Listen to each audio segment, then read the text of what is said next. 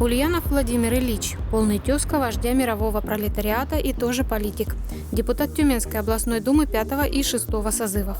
Член партии «Единая Россия». В 1971 году окончил Свердловский юридический институт по специальности правоведение. Заслуженный юрист Российской Федерации. Кандидат юридических наук.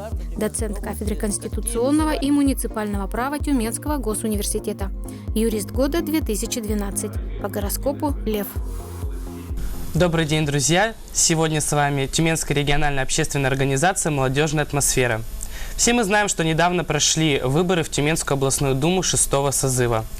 И в связи с этим мы бы хотели познакомить молодежь с этим составом. И сегодня у нас в гостях один из депутатов этого созыва Ульянов Владимир Ильич. Здравствуйте. Здравствуйте. Хочу сразу поблагодарить вас за то, что поддержали инициативу нашей организации, пришли в студию и ответите на ваши вопросы. Всегда рад общаться с молодежью. Поздравляю вас с избранием в Тюменскую областную думу 6-го созыва по 24-му избирательному округу. И хотел бы сразу поговорить о распределении полномочий. Почему вы выбрали для своей работы именно эти комитеты? Вот по местному самоуправлению и по депутатской этике? Ну, выбор-то был, исходил из того, что я делал в предыдущем созыве, поскольку я работал в 5-м созыве. Но поскольку я юрист, поэтому, конечно, вопросы госстроительства и местного самоуправления для меня являются знакомыми, исходя из нормативной базы. Ну и надо отдать должное, что сегодня проблема или вопрос развития местного самоуправления, он весьма значим. А тем более, что я в этом году, в этом созыве избрался от 8 сельских муниципальных районов, то тем более вопросы местного самоуправления для меня являются особо значимыми. Я потом, может, если будет вопрос, скажу почему.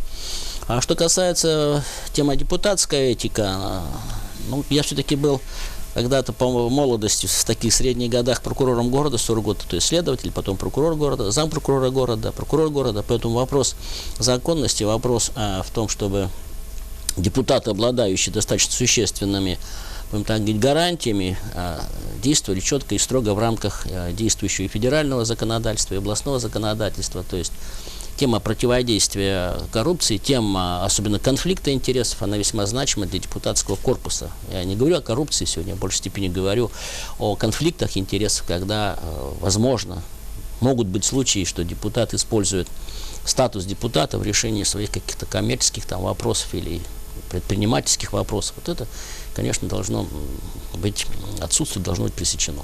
А вы, как инициатор законопроекта об отмене местных референдумов на территории региона, предлагаете вместо них изучать документы о мнении граждан. В каком виде вы вообще предполагаете этот документ, структуру? Честно говоря, я удивлен вашим вопросом, потому что никогда не был инициатором или таким ярым противником местных референдумов. Я не вижу тут проблемы. Это не исключает проведение местного референдума в муниципальном образовании на уровне муниципального района или городского округа. Вопрос ведь в другом стоит. В том, что есть сегодня в законе о местном самоуправлении, федеральном законе, 131-м, все формы участия населения, участия жителей населенного пункта в решении властных вопросов. Поэтому вопрос в том, что по каким вопросам референдум проводить, вот в чем вопрос. Это самый главный вопрос. Самый главный вопрос заключается в том, что не использовать ли референдум в каких-то таких интересах, будем говорить, не отвечающих интересам и населения, проживающего в данной территории, ни в целом интересам области. Мы знаем, что вы по образованию правовед, как вы уже сами сказали, и хотелось бы задать вопрос. Как вы относитесь к современной системе образования? Сложно. Я преподаю уже более 20 лет конституционное право, и я сам прошел школу, и когда вот провожу парламентские уроки, я провел почти 100 парламентских уроков за эти 5 лет в школах и муниципальных районов, и города Тюмени. Могу сказать, что, конечно, нельзя экспериментировать так резко с образованием, потому что среднее образование, школьное образование – это база для высшего образования, потому что если нет у тебя, вот, извините, базы, тогда потом дальше строить здание высшего образования очень сложно. База закладывает умение, во-первых, конечно, обладать информацией, необходимой во всех сферах, и в русском языке, и литературе, и истории, обществоведении, физике, математике, химии. Но в то же время средняя школа бесспорно должна уметь научить, вернее, мыслить, анализировать и делать выводы. То есть самостоятельность, прививать самостоятельность, будем так говорить. Вот в этом есть проблема, потому что сегодня просто натаска, она не дает вот этого умения мыслить и анализировать, мыслить и делать выводы. Вот в этом я вижу проблему нашей школы. Ну и, конечно же, есть тема и в том учебном материале, который применяется. Сегодня вот студенты, цитируя какого-либо ученого, ссылаются на одного ученого по фамилии Интернет. Я спрашиваю, подождите, но там же есть другие. То есть интернет — это система информационная. А что же тогда, кто же автор этой мысли, этой идеи? Затрудняется сказать. То есть, да, вот очень хорошо, что сегодня есть такие очень оперативные информационные системы, позволяющие быстро информацию получить. Но эти информационные системы мы не умеем использовать для того, чтобы конкретизировать эти знания. Что именно вы хотите получить или что вы хотите использовать из этих знаний. И самое основное — это вот все-таки понимать, а чья идея, чья мысль, не просто вот там это написано, я этому верю. Не все написано верить надо. Вы также являетесь преподавателем в нашем родном университете Тюменском государственном, в Институте государства и права. И хотели такой вопрос задать, как у вас получается совмещать и преподавательскую деятельность, и вышестоящих органах? Вот, знаете, еще семья же есть. Семья бесспорная, большая семья. Хочу вот одно сделать такое вам замечание. Я запрещаю студентам использовать словосочетание «как бы». Почему я запрещаю? Категорически сразу прерываю, потому что «как бы» это означает неуверенность. Я как бы, так ты или не ты. Президент как бы, так президент или не президент. Вот.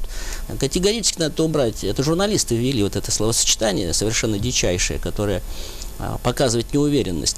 А что касаемо преподавания, я повторяю, уже более 20 лет, только у меня был перерыв 2 года, когда я работал в полпредстве Уральского федерального округа, в администрации президента. Там я не преподавал. И здесь нет проблем никаких. Нам разрешено совместительство, то есть преподавательская работа с уведомления руководителя Думы. Это с 8 утра до 9:30 раз в неделю, среда или четверг, меня это не напрягает.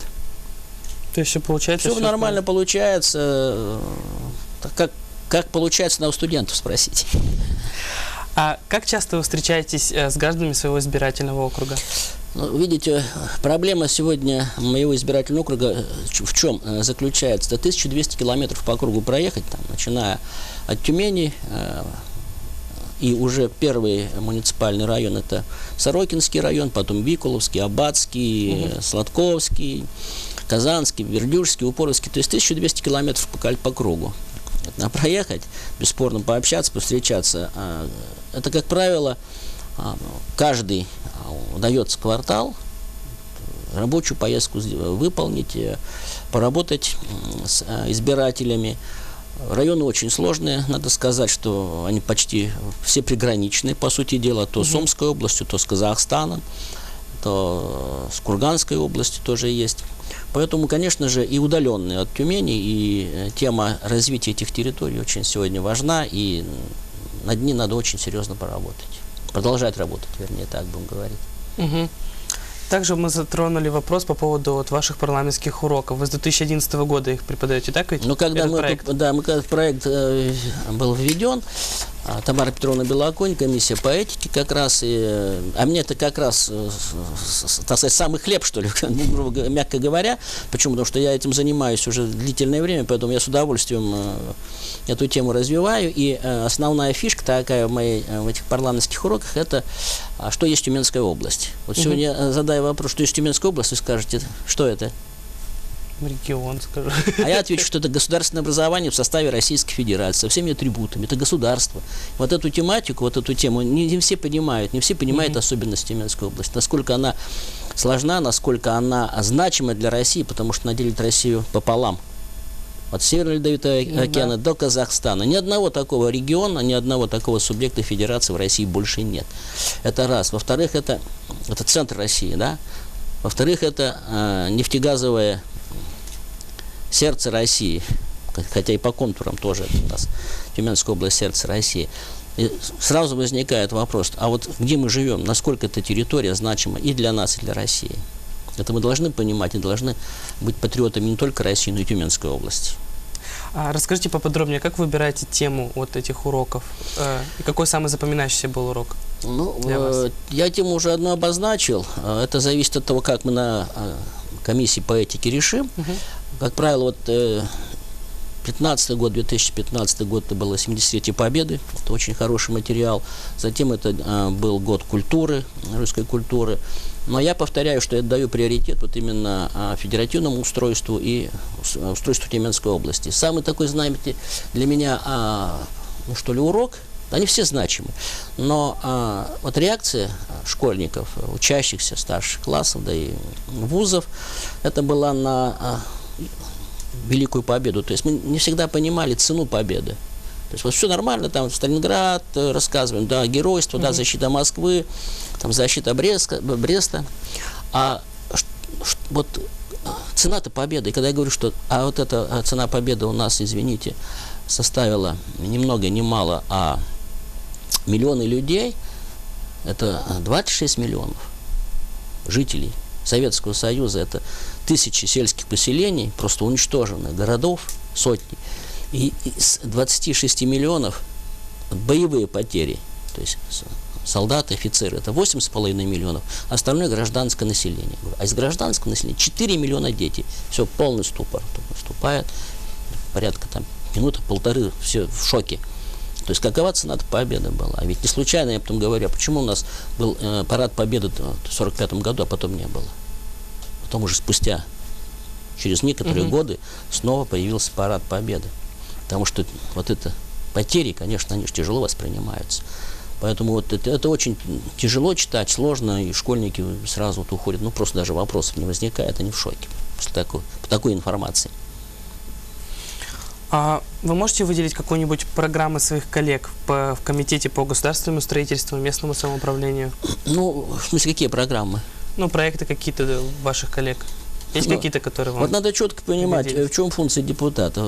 Функция депутата у меня четко обозначена в законе о статусе. Это законотворческая, это контрольная, это информационная, это работа с избирателями. То есть рассмотрение жалоб, обращений. То есть как таковая программа, моя, положим, будет выстраиваться по этим районам, исходя из того, как будут наказы избирателей, которые в ходе предвыборной кампании были сформулированы, они войдут в программу развития территории.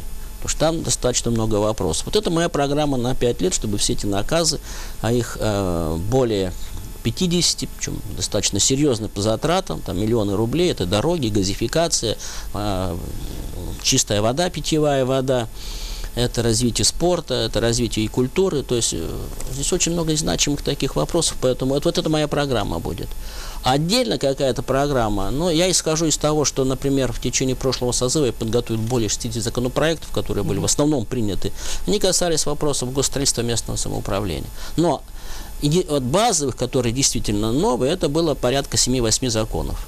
Почему? Потому что основная масса законов сегодня, она с федеральных принята. И схема-то такова: принимается федеральный закон, да?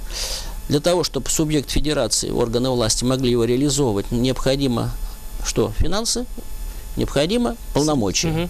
Если этих нет ни полномочий, ни финансов, он не может быть реализован. Поэтому основная работа сформировалась так, что мы должны принять законы в развитии федерального законодательства для того, чтобы правительство области могло это полномочие законодательно право исполнять имело, и финансово это было полномочие бы обеспечено.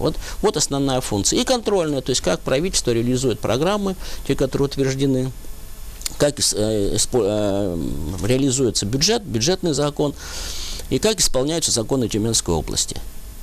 Вот основная функция, поэтому что-то там придумывать сверх мы не можем выйти за рамки полномочий, ибо фантастика хорошо, но любая фантастика требует финансовых затрат. А финансовые затраты всегда, так сказать, четко обозначены. Вот они. Тем более мы сейчас вошли в такую ситуацию, что нас, так сказать, постепенно поджимают в доходной части. Почему? Потому что мы относимся к субъектам Российской Федерации самодостаточным. То есть мы имеем бюджет, который позволяет нам в полном объеме выполнять полномочия, закрепленные за нами законом, и имеем все необходимые финансовые ресурсы для этого. Ну, условно, прямо говоря, вот на 2016 год было 100 там 125 миллиардов рублей, но мы выходим чуть больше с исполнением бюджета.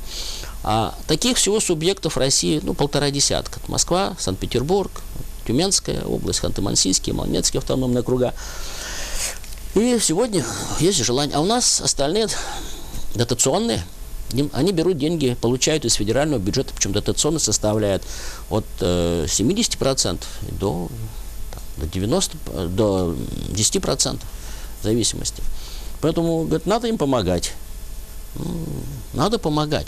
Надо самим шевелиться в какой-то мере. В любом случае. Поэтому, конечно, губернатор и областная дума очень внимательно, жестко относятся к тому, чтобы все, что мы на себя взяли, те обязательства, мы их выполнили. Мы не должны брать те обязательства, которые не выполнимы, потому что это называется обмануть население. Мы говорим, сделаем. А потом говорит, не смогли, денежек нет. Поэтому это не должно быть. От этого надо уходить. Мы от этого уходим. Позицию губернатора полностью разделяю. Мы лучше сэкономим и гарантируем, чем скажем и не сделаем. Спасибо. Правильная позиция? Да, конечно.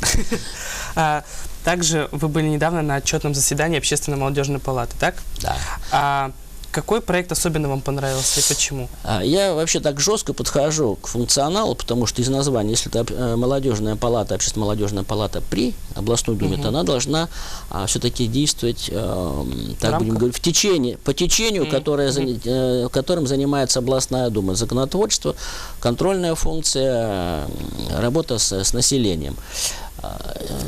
А вот здесь имел такой приоритет спорт. Я не против спорта, я сам люблю спорт, занимаюсь хоккеем, но надо приоритеты выстраивать. И приоритеты заключаются в том, что задача молодежной палаты еще и в том, чтобы они были готовы сменить нас. Все равно мы уйдем. Желаем мы, не желаем этого, но придется уйти. И они должны, эта замена произойти, и они должны осознанно прийти в эту политику, потому что это действительно политика, и надо быть готовым. На одном популизме это не сделаешь. Поэтому я им так вот подсказал, что, ребят, давайте все-таки вы активнее работать в составе комитетов, комиссий. Да, то, что мне понравились контрольные их, то, что они выполнили контрольные функции по ряду направлений, по ряду вопросов, в том числе благоустройством в Тобольске. Это интересно, это представляет интерес. Я вполне разделяю их позиции по работе с молодежью, потому что это в любом случае так или иначе работа с избирателями, с молодыми избирателями. И вот в этом направлении надо все больше и больше все-таки активнее работать, чтобы эти проекты, те проекты, которые они принимают, они все-таки были близки к тому, к чему, за что они взялись. Это общественная молодежная палата при областной думе, при законодательном органе. Но в основе лежит то, что они инициативны, а если они инициативны, значит, они эту тропу, так сказать, проложат и ее сделают.